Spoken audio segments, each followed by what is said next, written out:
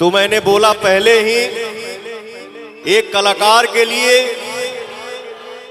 Audience भगवान होते हैं और एक कलाकार अपने ऑडियंस के खिलाफ कभी जा नहीं सकता है, क्योंकि आप ही हमारे संपत्ति हैं। Love you all.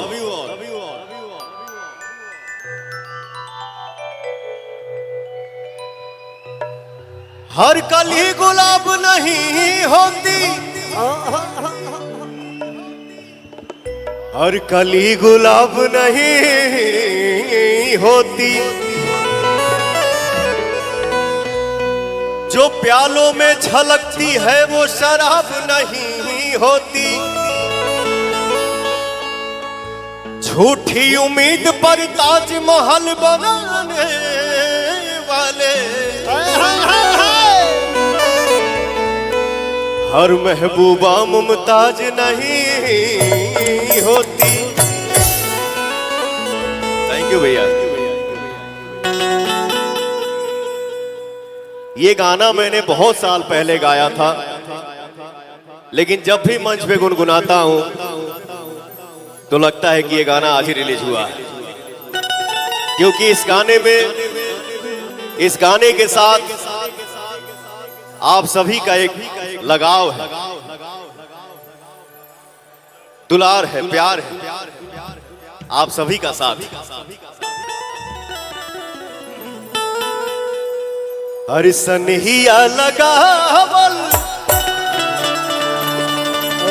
बहुत बात नहीं, सनहिया लगावल बहुत बात नहीं खे, नजरिया चुरावल बहुत बात होला। सनहिया लगावल बहुत बात नहीं खे, सनहिया लगावल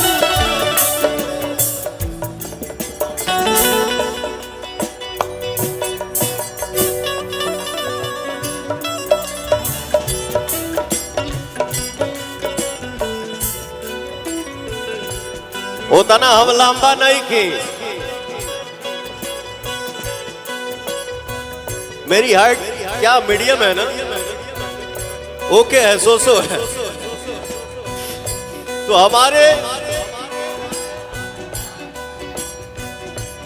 हमारा परिवार आगे बैठा हुआ है, कुछ भाई बहन खड़े भी हैं, तो मुझे दिख नहीं रहा था नीचे से। उसके पीछे हमारे भाई बहुत उमंग में हैं। क्या आप सभी के अंदर जोश है? क्या पवन के प्रति आप सभी का प्यार है? जय हो। ये हर किसी के नसीब में कहां से मिल सकता है कि कोई सिंगर सैड सॉन्ग गा रहा हो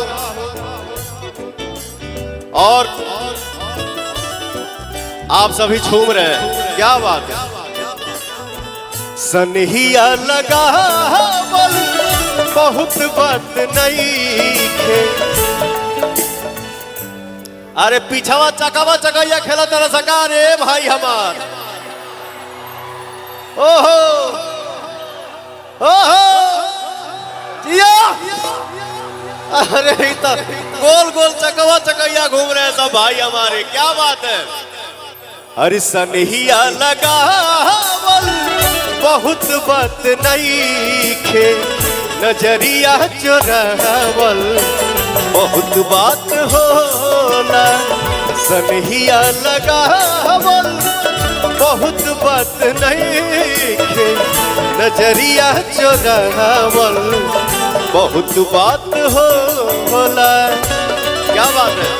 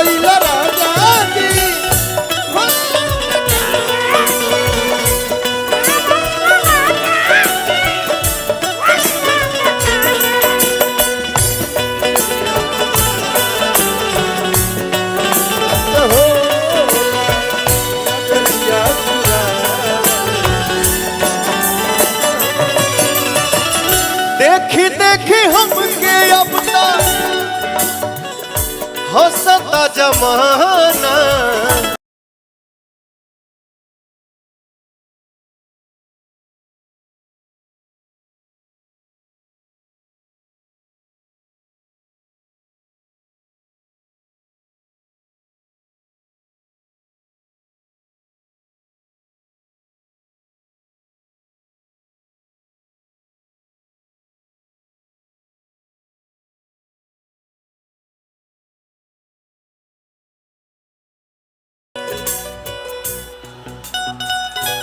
असरा धरावल बहुत बात नहीं के, असरा धरावल बहुत बात नहीं के, यारा जुड़ावल बहुत।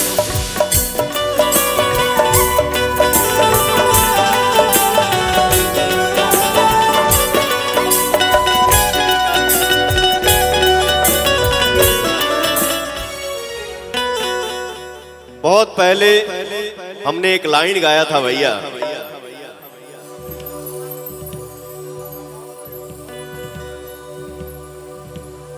क्या है क्या नहीं। कलाकार हर बातों पे ज्यादा बोल भी नहीं पाता है। कोई कुछ भी हो, बट जिसकी जो चीजें अच्छी है उसको मैं थोड़ा बहुत बोलता हूं। एक लाइन है बहुत पहले मैंने गाया था, मोह के जेल से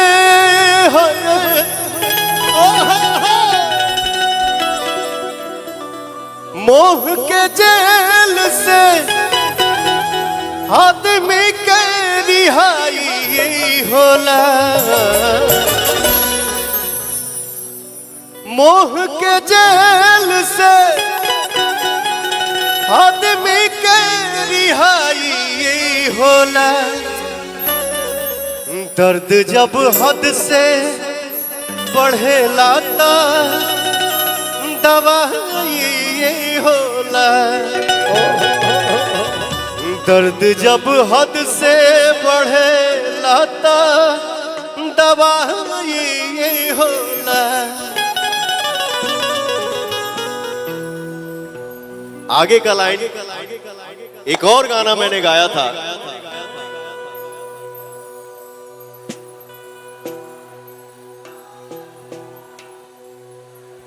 एक